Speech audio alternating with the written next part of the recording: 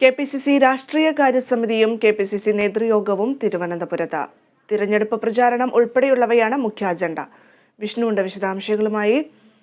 Vishnu, KPCC രാഷ്ട്രീയ കാര്യസമിതിയും കെ.പി.സി.സിയുടെ നേതൃയോഗവും ഇന്ന് തിരുവനന്തപുരത്ത് ചേരുമ്പോൾ ഏത് തരത്തിലായിരിക്കും ഇനി കാര്യങ്ങൾ മുന്നോട്ട് പോവുക? നമുക്കറിയാം, തെരഞ്ഞെടുപ്പ് അടുക്കുന്ന ഒരു ഘട്ടമായതുകൊണ്ട് തന്നെ വലിയ രീതിയിൽ മുന്നണികളൊക്കെ തന്നെ പ്രചാരണം ഇതോടകം തന്നെ ആരംഭിച്ച് കഴിഞ്ഞിരിക്കുകയാണ്. UDFന്റെ എങ്ങനെയായിരിക്കും ഒരു പ്രചാരണ പരിപാടികൾ കടക്കുക?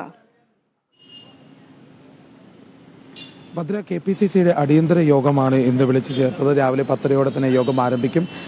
പ്രചരണവുമായി ബന്ധപ്പെട്ട് തെരഞ്ഞെടുപ്പുമായി ബന്ധപ്പെട്ട കാര്യങ്ങൾ തന്നെയാണ് യോഗത്തിൽ പ്രധാനമായും ചർച്ചയാകുന്നത്.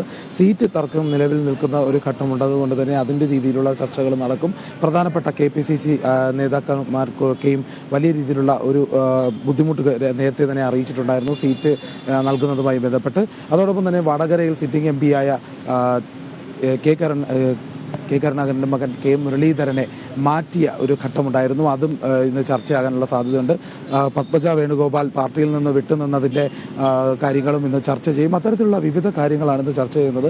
സീറ്റുമായി ബന്ധപ്പെട്ടതും പ്രചരണ പരിപാടികൾ എങ്ങനെ സംഘടിപ്പിക്കണം, ഇനി വരുന്ന ദിവസങ്ങളിൽ എങ്ങനെ തെരഞ്ഞെടുപ്പുമായി ബന്ധപ്പെട്ട പ്രചാരണങ്ങളും കാര്യങ്ങളും പ്രവർത്തനവുമൊക്കെ സജീവമാക്കണമെന്നടക്കമുള്ള കാര്യങ്ങൾ ഇന്ന് യോഗത്തിൽ ചർച്ച ചെയ്യും. അതോടൊപ്പം തന്നെ ഇന്ന് പ്രധാനമായി കെ.പി.സി.സി ഭാരവാഹികൾ, DCC പ്രസിഡന്റുമാർ, അതോടൊപ്പം തന്നെ രാഷ്ട്രീയകാര്യ സമിതി അംഗങ്ങൾ അടക്കമുള്ളവരെയും ഇന്ന് യോഗത്തിൽ എത്താൻ അറിയിച്ചിട്ടുണ്ട്. നിരവധി ആളുകൾ ഇവിടെ എത്തിക്കൊണ്ടിരിക്കുകയാണ്. യോഗം ഇപ്പോൾ തന്നെ ഉടൻ തന്നെ ആരംഭിക്കും.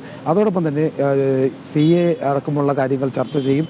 ഇന്ന് രാജ്ഭവൻ മാർച്ച് സംഘടിപ്പിച്ചിട്ടുണ്ട്. കോൺഗ്രസിൻ്റെ നേതൃത്വത്തിൽ ഇന്ന് രാജ്ഭവനിലേക്ക് പൗരത്വ ഭേദഗതി നിയമവുമായി ബന്ധപ്പെട്ട യോഗവും മാർച്ചും ഉണ്ടാകും. അത്തരത്തിലുള്ള വിവിധ കാര്യങ്ങളാണ് പ്രധാനമായും യോഗത്തിൽ ചർച്ച ചെയ്യുന്നത്. ഭദ്ര. അതെ, വിഷ്ണു സൂചിപ്പിച്ചതുപോലെ തന്നെ പൗരത്വ ഭേദഗതി നിയമം അത് തന്നെയാണ് ഇപ്പോൾ രാഷ്ട്രീയ പാർട്ടികൾ മുഖ്യ അജണ്ടയായി മാറ്റിയിരിക്കുന്നത്. ഈ പ്രചാരണ രംഗത്തൊക്കെ തന്നെ CAA മുൻനിർത്തിക്കൊണ്ടുള്ള ഒരു പ്രചാരണ പരിപാടിയിലേക്ക് കടക്കാനാണ് രാഷ്ട്രീയ പാർട്ടികൾ തീരുമാനിച്ചിരിക്കുന്നത്. നമുക്കറിയാം, കഴിഞ്ഞ ദിവസം ശൈലജ ടീച്ചറും അതുപോലെ ഷാഫി പറമ്പിലൊക്കെ രാത്രി നൈറ്റ് മാർച്ച് നടത്തുന്ന ഒരു സാഹചര്യമൊക്കെ ഉണ്ടായിരുന്നു. എന്തായാലും അത്തരത്തിലുള്ള കാര്യങ്ങളിലേക്ക് തന്നെയാണ് ഇനി പോകുന്നത്. ഇന്നിപ്പോൾ കെ.പി.സി.സി ഭാരവാഹികൾ ഉച്ചയ്ക്ക് 12 മണി മുതലാണ് രാജ്ഭവന് മുന്നിൽ പ്രതിഷേധ ധർണ നടത്തുന്നത്. മറ്റ് CAA ബന്ധപ്പെട്ട പ്രതിഷേധ പരിപാടികൾ അത് തിരുവനന്തപുരം കേന്ദ്രീകരിച്ച് എങ്ങനെയൊക്കെയാണ് നടക്കുന്നത്? വിഷ്ണു.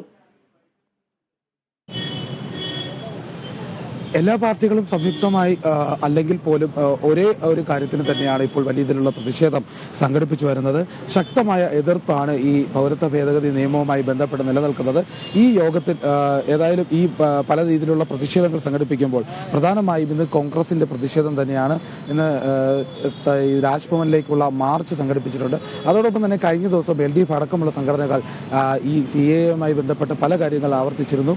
ഈ സംവിധാനം അല്ലെങ്കിൽ ഈ പുതിയ നിയമം ഇന്ന് കേരളത്തിൽ നടപ്പാക്കാൻ സാധിക്കില്ല, അതിന് അനുവദിക്കില്ല, അവസാന നിമിഷം വരെയും പോരാടുമെന്നടക്കമുള്ള കാര്യങ്ങളാണ് സൂചിപ്പിച്ചിരുന്നത്. അതോടൊപ്പം തന്നെ കോൺഗ്രസും ശക്തമായി എതിർപ്പ് പ്രകടിപ്പിച്ചിട്ടു. അതോടൊപ്പം തന്നെ വിവിധ രാഷ്ട്രീയ മതപരമായ സംഘടനകളടക്കം ഇതിന് എതിർപ്പ് അറിയിച്ചിട്ടുണ്ട്. ഏതായാലും CAA സംസ്ഥാനത്ത് നടപ്പിലാക്കില്ല എന്നുള്ള ഒരു തീരുമാനം തന്നെയാണ് ഇപ്പോൾ നിലവിൽ എല്ലാവരും പറയുന്നത്. അതോടൊപ്പം തന്നെ പ്രതിഷേധം സംയുക്തമായി അല്ല, എല്ലാവരും രാഷ്ട്രീയപരമായി തന്നെയാണ് പ്രതിഷേധം സംഘടിപ്പിച്ചിരിക്കുന്നത്. ഏതായാലും തെരഞ്ഞെടുപ്പ് പ്രചരണത്തിനായി ഈ വിഷയം ആയുധമാക്കാനുള്ള ഒരു തീരുമാനവും എല്ലാ വിഭാഗക്കാരിൽ നിന്നുമുണ്ട്. അതിന്റെ ഭാഗമായി തന്നെയാണ് കഴിഞ്ഞ ദിവസങ്ങളിലും ഇന്നും സമരങ്ങളും പ്രതിഷേധങ്ങളും തുടരുന്നത്. ഭദ്ര.